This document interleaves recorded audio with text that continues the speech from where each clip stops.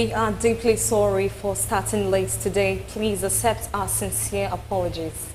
Good evening and thank you for joining us on BeeTv Major News at 6, reaching you live from Benin City, the Edo State capital. I am Evelyn Izibili, and now to the news in details. Edo State governorship election appeal between Ighodalo and PDP appellant versus INEC. Monday, APC came up for hearing this Thursday at the Court of Appeal in Abuja. Our senior reporter Best Orator reports that while the appellants, the PDP and Aswe Ighodalo, wants the court to set aside the judgment of the tribunal for alleged gross error, the respondents, on the other hand, want the court to dismiss the appeal for lack of merit, describing it as an appeal for academic exercise.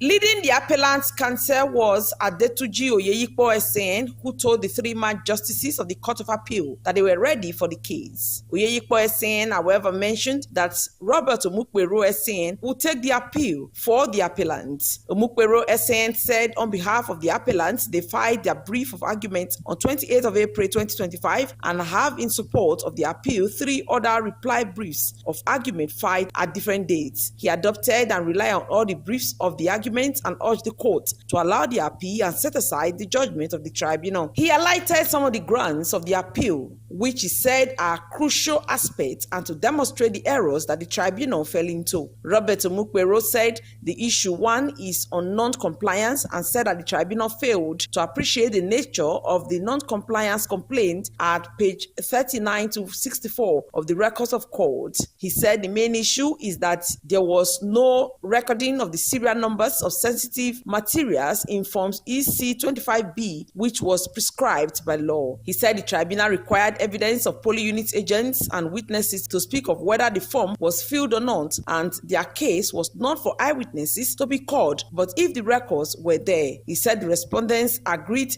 that form EC 25B was not the form that should contain what is required of the sensitive electoral materials according to section 73(2) of the Electoral Act, but the manual of INEC. He said the first respondent clearly at page 19 to 20 emphatically identified form EC 25B as the only form for compliance, and the form showed manifestly that there was zero compliance. He noted that the tribunal fell into a serious error, that the evidence was not what was required and they did not need a witness to prove it. He maintained that the tribunal was also wrong to say that the appellants dumped the documents on the tribunal. He craved the court's indulgence to cite a case that oral evidence was not needed to prove the case, that statutorily mandatory record were rejected by the tribunal. He said the authority is about the case of Johanna and others, and Cliff and others, which stated lack of needs of oral evidence when the record or exhibits before the court is manifestly discussed. He also cited another decision of the Supreme Court which emphasized the nature of non-compliance complained about. The second and third issues, according to him, deals with issues that the Supreme Court has settled. He said there are 125 polling units where there was conflict in results and the IREV,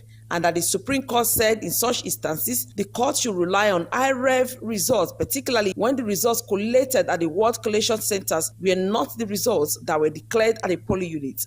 And also, it was important that the results from the IREV should then have been collated. He said the tribunal should have just collated what was collated at the polling unit in the certified true copies, which the tribunal failed to do. Omukpero Esen said in the case of Lawa against Matawale, the court said that when there are 2 conflicting results, the court should collate the IREV results to arrive at the correct results, particularly after they tendered both the certified true copy of unit results and that of the IREV. He said the issue was purely the issue of law and not what requires a witness to testify, and urged the court to allow the appeal. The first respondents counsel Kanu Agabi SAN said the brief and argument was filed on 2nd of May 2025 and adopted it, urging the court to dismiss the appeal. He referred the court to page 4, paragraph 31, where he quoted the judgment, which stated that the first ground of the petition having failed, that the election was invalid by reason of non-compliance with the Electoral Act, and where the relief is not sought,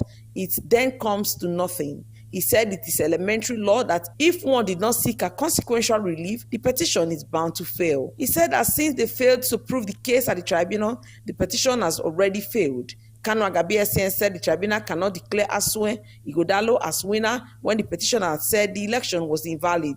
Quoted from the tribunal's judgment, Agabi SAN said the tribunal, having arrived at his finding, is that the second ground of the petition is an academic exercise, as the petition has no practical value because the appellant sought nullification and not to declare Asue Ighodalo as the winner. He therefore urged the court to dismiss the appeal of Asue Ighodalo and PDP on the grounds that it has no utilitarian value. On his part, Oyenchi Ikpeazu SAN, counsel to Senator Monday Okpebholo, who also adopted their brief and relied on it, also urged the court to dismiss the appeal. He referred the court to different paragraphs in the brief in contending that the appeal constitutes academic exercise because the appellant at the tribunal did a computation and table that they claim should entitle them to success. But according to him, the respondents even subtracted the numbers, and if they admit without conceding, Okpebholo still won the election, even going by the computation done by the appellants. On the issue of Form EC 25B, he urged the court to look at it and that the court will not find any provision for recordings in Forms EC 25B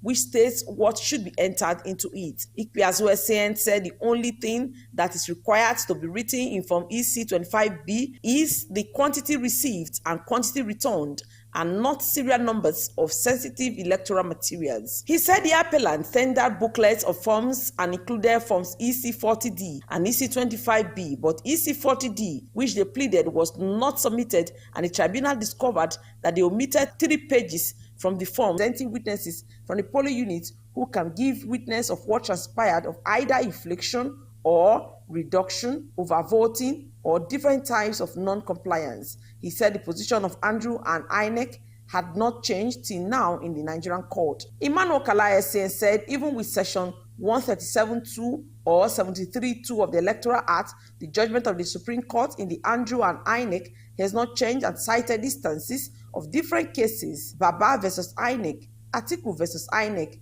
decided by the Supreme Court, using the Andrew and INEC case as a decider, which emphasized the need to call polling units agents in any form of non-compliance. He said in respect of Section 73(2) of non-prior recording on electoral documents, in the case of Baba versus INEC, the court said even with Section 137 of the Electoral Act, there is an absolute need to call polling unit witnesses to testify, saying that witnesses not being polling unit agents were not competent to testify. He maintained that the mere production of exhibits cannot be and is not enough to prove non-compliance, and noted that the position of the court, even where it affects non-prior recording, the polling unit agents should testify. He said the petitioners only called 19 witnesses, out of which only 5 polling unit agents gave oral evidence, whereas the appellants were challenging 765 polling units. Ukala SAN said even when the petitioners pleaded EC 40D, which they said they will rely on during the trial because it is in that form that the beavers machine and other sensitive materials should be entered into, but they, however, did not produce it in evidence, and they want to pass the blame on someone else. He said when there is improper collation, they should have called polling unit agents, and there was no linkage with the documents they provided and evidence adduced, and the tribunal was right in dismissing the petition. At the end of the hearing, APC Chairman Edo State Jared Tinubu, APC Legal Advisor Stephen Okoro, a chieftain of the People's Democratic Party and former chairman of Ovia Southwest Local Government Area, Destiny Nabulele, addressed journalists. Well, judgment has been reserved for the main appeal. The main appeal and the cross appeal, judgment has been reserved. Well, it's same issues that were canvassed at the lower court that you are still seeing here. The point is the appeal has no leg, accesses and the rest of it all. They have no basis. So I think this appeal is also dead on arrival because they are the same case, and the tribunal, the lower tribunal, was right in reaching his decision. Now they appealed against the judgment of the tribunal. Now today they have adopted a brief of argument, while the respondents, APC, the governor, and the INEC, they responded by also arguing their brief also. Now, judgment has been reserved for a later date that will be communicated to all parties. All parties, they have canvassed their issues, and then so far so good. We see that you cannot put something on nothing and expect it to stand. All they just said is that, oh, they refuse to look at what they have brought before the court. The issue of overvoting, the issue of non-compliance with the acts, that the tribunal refused to look at it, you know. And so, in the response of the respondents, they said it was a mere academic exercise. And so, judgment reserved for a later date. I want to say this very quickly, and I know that you are part of the proceedings.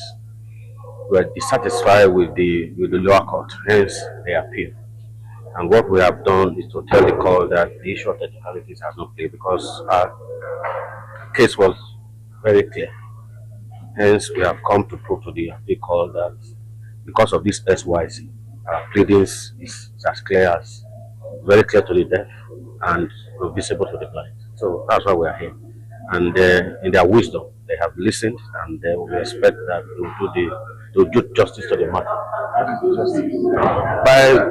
We won the case. PDP won the case from ECA, that is from the various unit coalition results. So that's our pleading, and it's as easy as that. There's no way you can do something or nothing.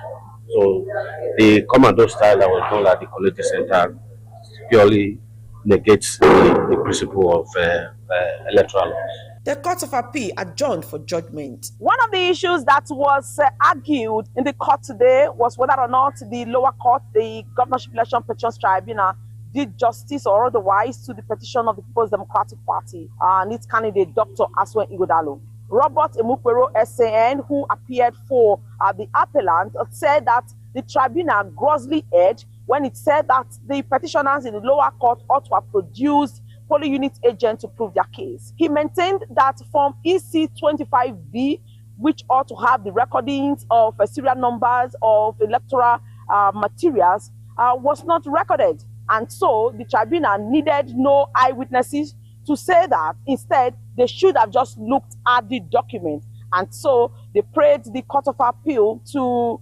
upturn the judgment of the tribunal. However, the respondents, Oyechi Ikpeazu SN and Emmanuel Kala SN, insisted that the tribunal did justice to the matter. They said that Form EC 25B should only bear or carry quantity received or quantity returned, and that Form EC 40D, which the petitioner in the lower court and appellant here now had pleaded, they did not provide any court. And that Form EC 40D is what insisted that since the tribunal had said that the petitioners could not prove their case and what they brought to court, the beavers, and not demonstrating it amounted to academic exercise, they are also saying that coming to the Court of Appeal will eventually amount to academic exercise because the petitioners could not prove their case and wanted the respondent to help them prove their case by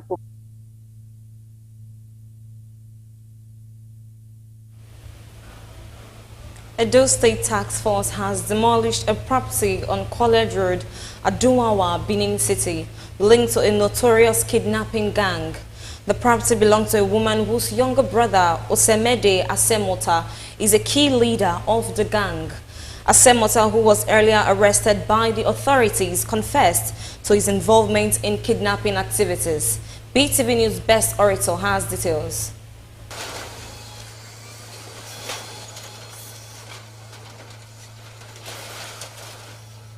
Osemede Asemota, the suspect, revealed that his last mission earned him 350,000 naira and that he had kidnapped a woman from a shop at Ramat Park, taking her to a nearby bush along Agbo Road. The gang, comprising 5 members, had been responsible for several kidnappings in the Aduwawa, Inyai, and Aushi bypass houses of Benin City. Asemota's sister, who owns the demolished property, is said to be unaware of her brother's activities as she resides overseas. When asked how he felt about his sister losing her property due to his actions, Asemota expressed confusion and regret. He said he feels really bad that he had involved his sister's property this way. So I meet them for Rama Park. As I meet them for Raman Park, from there, come out. We'll go where the person did, I will take Karam. Karam, now we go where they keep her for Agbo Road bypass. I did there for evening, then the next morning, now they come out, they leave them. So it happen. I don't know the actual amount where they call it, 350 they give me. Community now for and your community, for they do community matter. No, not being one boy I call me Elibina. Now this is why I follow them go down there. I love working that before. Now last month, February, now they do my pa burial. My pa late, so they do the burial. I was friend who's I call me for this business. So as he call me, we don't do the work, finish this woman work. So do I finish? Now I go. So now I go tell me that they say the woman promised her that if he come out, he will pay a 30 million naira. So now there was I get a call me. Now they come again for this one, say they arrest me. So that one has 6 million. My own 1 million arrest me. The Edo State Task Force demolition of the property serves as a warning to those involved in criminal activities in the state.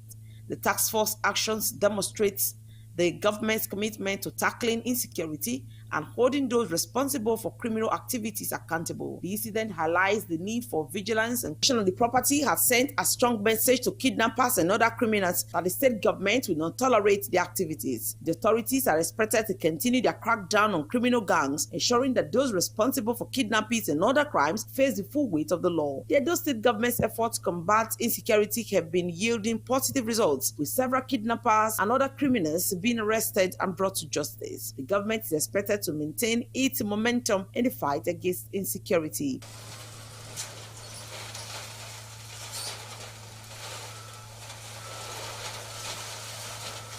The incident serves as a reminder of the devastating consequences of kidnapping and other crimes on individuals and communities. It emphasizes the need for collective action to prevent such crimes and support those affected by them. Best Orator reporting for BeeTv News.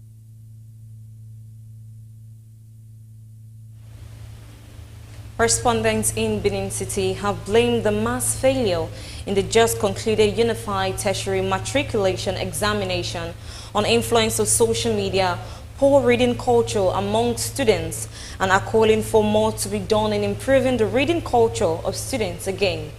BeeTv News Freeman Osawe has more in this report.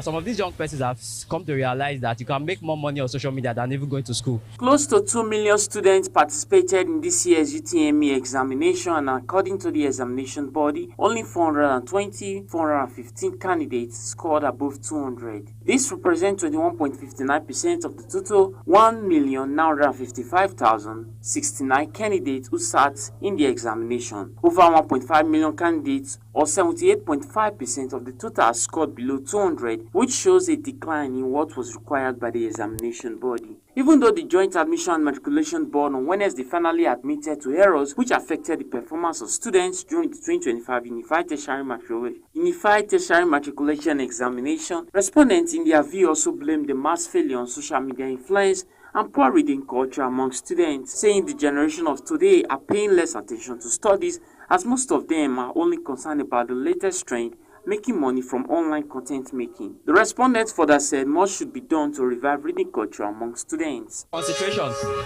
I would say lack of concentration from our young people, right? There's been a whole lot of distraction. A major factor being social media. I can say that for sure. Right now, I think some weeks back, I heard that TikTok, the owner of TikTok has become the richest person in China. So you see that all of these platforms, they do a lot in distracting our young people. Why some of these persons who own them, they are making lots of money and all of that. But I would say one of the major reasons is social media. And another thing is that on the same social media, we're going to realize that some of these young persons have come to realize that you can make more money on social media than even going to school. So social media platform has become more lucrative in making money than education, and they really just want to focus on other things. That the fact that most Nigerians, as a result of this, in the name of modern day lifestyle and all that. The process of learning these days has, deteriorated, or like before, or like those days, let's say like 20, 30, 40 years ago. You would agree with me that the system most people have for learning then is quite different from what we have these days. Maybe it could be as a result of the way we found ourselves. Maybe a computer age and other factors. Then the social media is also contributed to that. So what I would advise is that the students, they should always be studying their books. The fault is also from some of the parents. Students are not reading. One, students, they've become so lazy these days that most of them don't want to read. They want to take a shortcut to success. And you have to work for your success. Not like those days when we wrote exam in the past. You just have to prepare, go to lectures and prepare. But these days, students will go to lecture with their phone. Even when lecture is going on, they don't read. They prepare to solve their phone. At the end of the day, success don't just come easy. You have to work for it. Parents are also expected to do more in monitoring their children, especially their approach towards their studies. Freeman Osa will reporting for BeeTv News.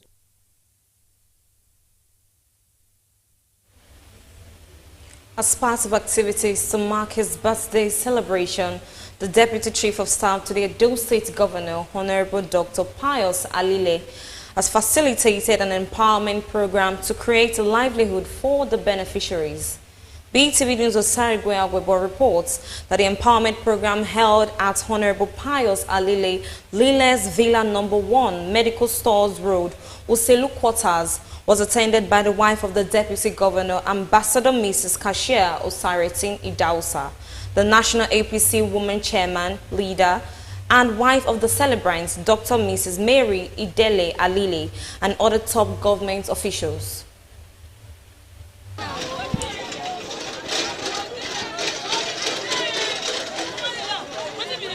It was an uplifting moment at the annual birthday celebration of the Deputy Chief of Staff to the Governor, Honorable Dr. Pius Alile. As is tradition, the birthday celebration commenced with an empowerment program, keke napes, sewing machines, and grinding machines. In a remark, the wife of the Deputy Governor of Edo State, Ambassador Kasha Usaretin Idausa, described the celebrant, Honorable Dr. Pius Alile, as a man with a heart of gold. She commended him for the initiative to empower others during his birthday celebration, which she said is a testament to his commitment and generosity towards uplifting others. As we celebrate Dr. Alile's birthday, let us also celebrate values of kindness, empathy, and service that he has embodies. May this empowerment program serve as a catalyst for positive change and inspire others to follow his steps. And thank God for his life, using God's blessings upon his life to reach others through his empowerment program. She sang a song to celebrate her husband.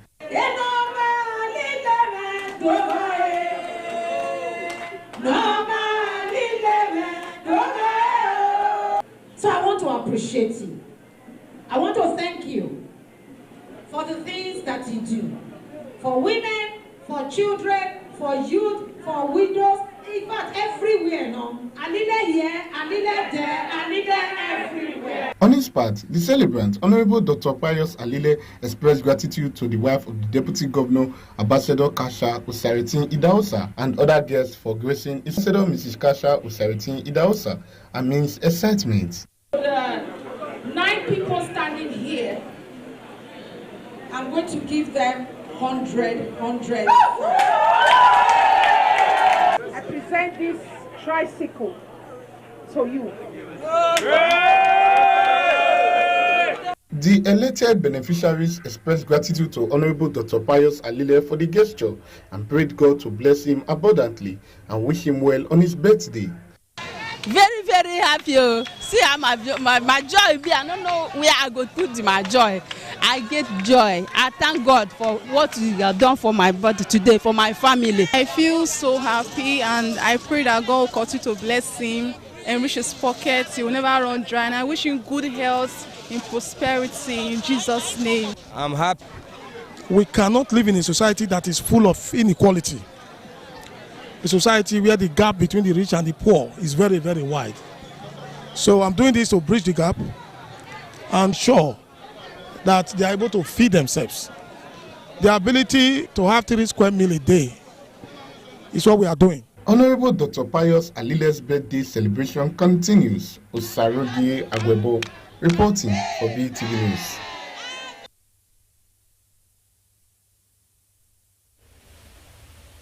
The House of Representatives has urged the federal government to urgently engage the Republic of Benin over the blockage of the Taraba border in Baritin local government area, Kwara State. Ordered on Monday 6, 2025, the blockage restricts the movement of people, goods and services, threatening livelihoods and trade. BeeTv News Osarigwe Agwebo has the details.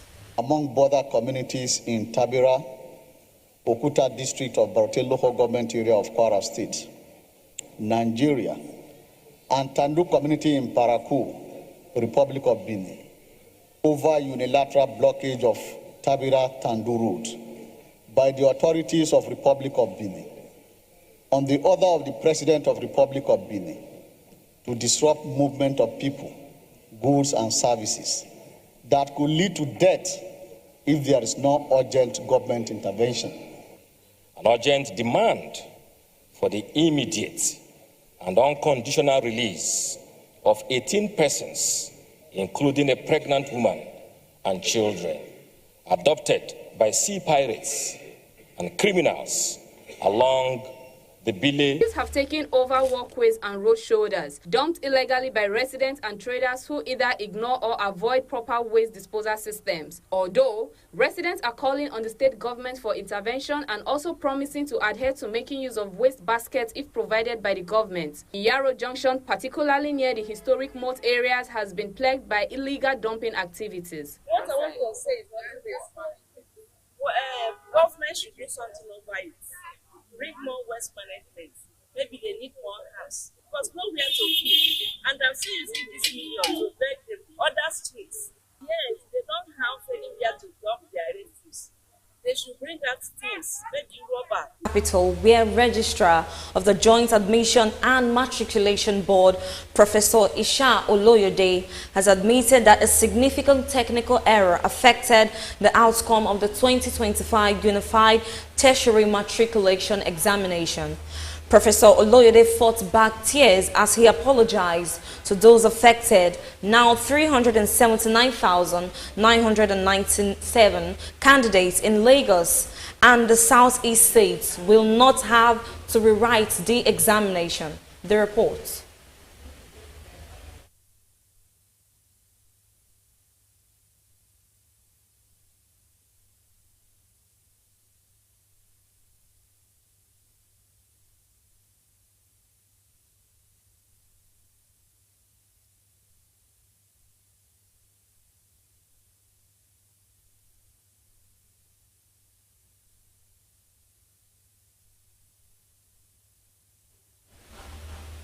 Governor Daud Lawal has flagged off the distribution of debit cards for the beneficiaries of the World Bank Finance Cash Transfer Scheme. The flag-off ceremony held at the Tasfaye Local Government Secretariat marks the beginning of a major intervention aimed at lifting the poor and vulnerable across Zamfara out of the extreme poverty. BeeTv News' Saragwe Agwebo reports. Your government conditional card transfer scheme, a social protection program supported by the World Bank targeting poor and vulnerable households with financial assistance to improve their standard of living. Each beneficiary will receive the sum of 27,000 naira facilitated through debit cards linked to individual accounts for ease and transparency. On the distribution and activation of debit cards, we take a bold step towards ensuring financial security, accessibility, empowerment for 279,534 beneficiaries across different states. This program not only aligns with global best practices, but also reinforces registration and verification process, emphasizing transparency and efficiency. The debit card you receive today will provide SOCO, access to financial transaction, fostering financial inclusion, and ensuring timely disbursement of funds directly to you. Your Excellency, I'm pleased to announce you that today that the total number of insurance paid across the 9,534 categorized as follows. As we commence this vital exercise, Your Excellency, I urge all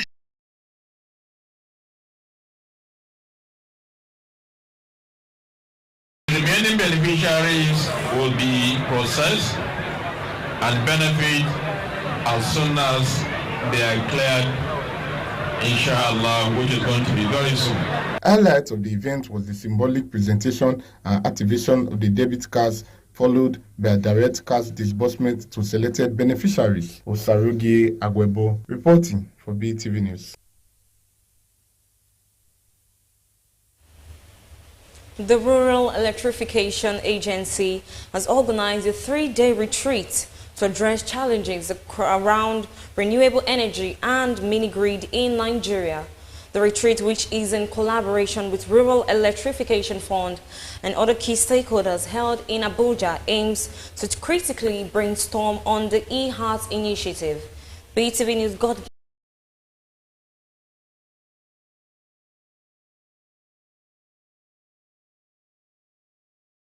repayments for university students by the government. They stated with the current state of the economy, it will go a long way to assist parents and also meet some pressing school needs of the students. BeeTv News Pelumi Mukoro has the report. Recently, the newly inaugurated Nigerian Student and Youth Association NISAYA President, Ambassador Comrade Lawrence Ikehi, where he stated that all state governments should pay monthly bursary to university students as part of his aims as president of NISAYA. Student receiving bursary can help to validate students' hard work and encourage them in achieving their academic accomplishments. It also helps to reduce debt. Unlike loans, bursaries do not need to be repaid. Nigerians who supported the idea of monthly bursary payments stated that it will help students whose parents are struggling. I benefited from all this bursary, all this free education. We are surprised they are turning a blind eye to all this. How will I put it? All these plans put in place by the federal government of old. They are now going against the worker development. I support it with all heart.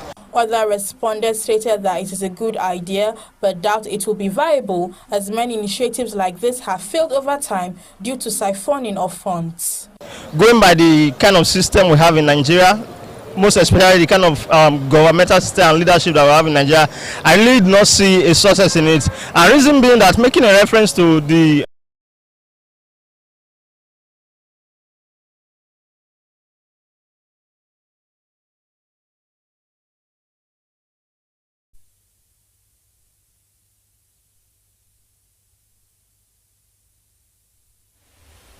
We'll take a short break.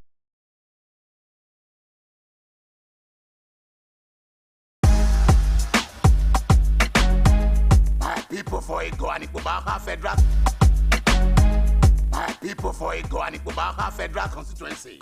Una picking for Abuja, Honorable Monfio Saro Moruyi, Mr. Empowerment. He don't come.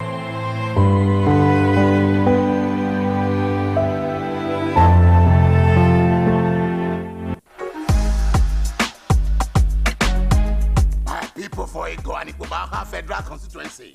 Una picking for Abuja, Honorable Monfio Saro Moruyi, Mr. Empowerment. He don't come again, oh. Bambana very just now. He don't bring another empowerment for now. This time, he go teach you now how to convert fuel engine to gas. Now that one they call CNG conversion. You will be mechanic.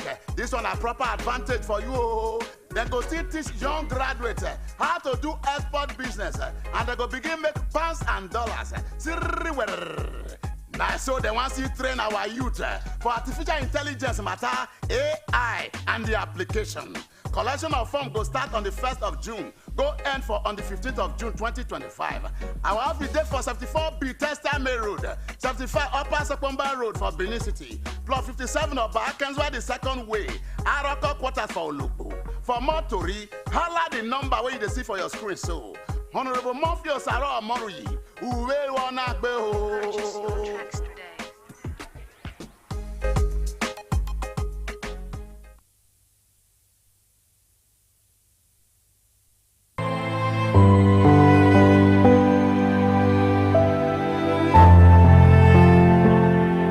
We have found love, and yes, we are celebrating our love. The families of late Mr. Osae Idakosa of Egban community and late Chief Uyomejo Osadiaye of Isikuku community, both of Abia Northeast local government area of Edo State, specially request the presence of family members, friends, associates, and others to the traditional marriage ceremony of their children in Iye Osae and Esosa Osadiaye. Date Sunday 18th May 2025. Time 12 p.m. Please, no African time. Venue NTA Event Field, TV Road by 5 Junction, Benin City. God has made it possible for us to be together as one. Love is completely humble and gentle. Love is patient, bearing with one another. Love is the main key to a successful marriage. Colors of the day: green, red, and off-white. Come and celebrate with us. Signed, family.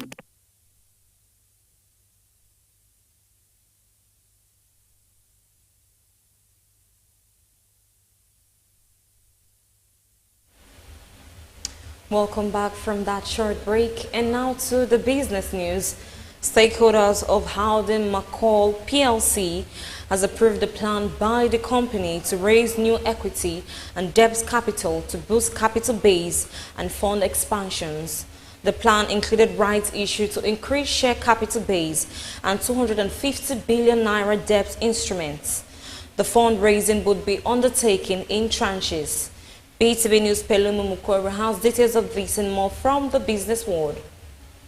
At the first annual general meeting after the company was listed at the Nigerian Exchange NGX, shareholders also approved payment of 220 kobo. The dividend payout represents 32.5% of the profit after tax for the 2024 business year. Also, the company's directors were all re-elected by the shareholders. Group Managing Director Howden McCall PLC Edward Akisent in profit after tax from 256.96 million naira in 2023 to 679.6 million naira in 2024. The growth in profits were driven by increase in revenue and the management divestment in non-core businesses, which generated 20.82 million naira in the year under review. Howden McCall in 2024 declared 3.64 billion naira revenue, about 109% increase over 1.74 billion naira in 2023.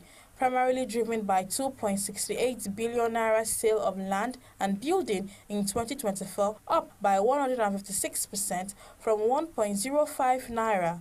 The National Union of Chemical, Footwear, Rubber, Leather and Non-Metallic Product Employees has said that the current 70,000 naira minimum wage remains grossly inadequate to cushion the impact of Nigeria's rising cost of living. Speaking with newsmen, the union's president, Bolanriwa Sunday, said the economic hardship facing workers and industries is both severe and worsening. The effects of this high cost are very Olu lawyer Bolanriwa identified heavy dependence on imported raw materials as one of the major challenges in the sector. Bolanriwa urged the federal government to implement decisive measures such as tax holidays, production incentives, and industry-friendly policies. And that's all for business news.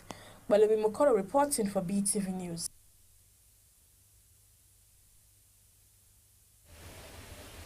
And now to the foreign scene, where Ukrainian soldiers are cautiously optimistic about potential peace talk with Russia, with some believing it could be the beginning or the end of the war. Also, UK tech tycoon Mike Lynch yacht was toppled by extreme wind, report says. BeeTv News correspondent Harmony Agbafo tells us more on this and other stories from the foreign scene. Ukrainian soldiers are cautiously optimistic about potential peace talks with Russia, with some believing it would be the beginning of the end of the war. Despite skepticism, diplomatic efforts from the US, Europe, and Turkey have pushed both sides to direct talks for the first time in 3 years. Soldiers like Kozak thinks Russia's push for talks might lead to something happening, given Ukraine's successes in destroying Russians' rare positions and supply lines. However, others like Yuri are concerned about giving up territory, emphasizing that Ukraine didn't start the war and can't stop it alone. A super yacht sank off Sicily's coast due to extreme winds over 80 mph, causing it to flood and kill 7 people, including tech entrepreneur Mike Lynch. The investigation found the yacht was vulnerable to strong winds, and the crew was unaware of this due to incomplete stability information. The final report's publication date is pending due to restricted access to the wreck. A devastating road accident in central Mexico's Puebla state killed 21 people when a tanker truck, bus and van collided and burst into flames. Several others were injured and are receiving medical attention. Unfortunately, severe accidents like this are not uncommon on Mexico's highways. Valeria Marquez, a 23-year-old Mexican social media influencer, was shot dead while live streaming on TikTok at her beauty salon in Guadalajara. Fans reacted with horror upon seeing her death unfold on the live stream. Authorities are investigating the incident as a femicide, with the motive still unknown. Marquez had nearly 200,000 followers across social media platforms. And that is all from the global scene. Harmony Agbafor reporting for BeeTv News.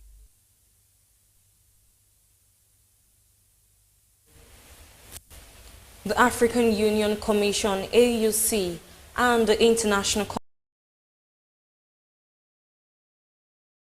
Themed Unstoppable Africa, the events will take place in Lagos State from November 25th to 30th, 2025. Angela Martins, Director for Social Development, Culture and Sports at the NUC, commended Lagos for its consistent excellence in hosting major international events, citing its modern infrastructure, strong media presence, security systems, and hospitality. Entry submissions will open on May 27th and close on August 8, 2025. The event is expected to feature over 1,600 nominees, 2,300 production crew members, and attract more than 60,000 visitors and delegates. It is also projected to reach over 400 million global viewers through live broadcasts on 109 television stations across 84 countries. Nollywood actress Biola Bayo has provided a hopeful update regarding the missing daughter of veteran actress Jumoke George. Adeola, 41-year-old, who had been declared missing for 4 years, has been located in Mali. The revelation followed an emotional interview in which Jumoke George disclosed her daughter's disappearance and the family's long-standing inability to contact her. In an Instagram update on Wednesday, Biola Bayo confirmed that ADC led the search and confirmed Adeola's whereabouts.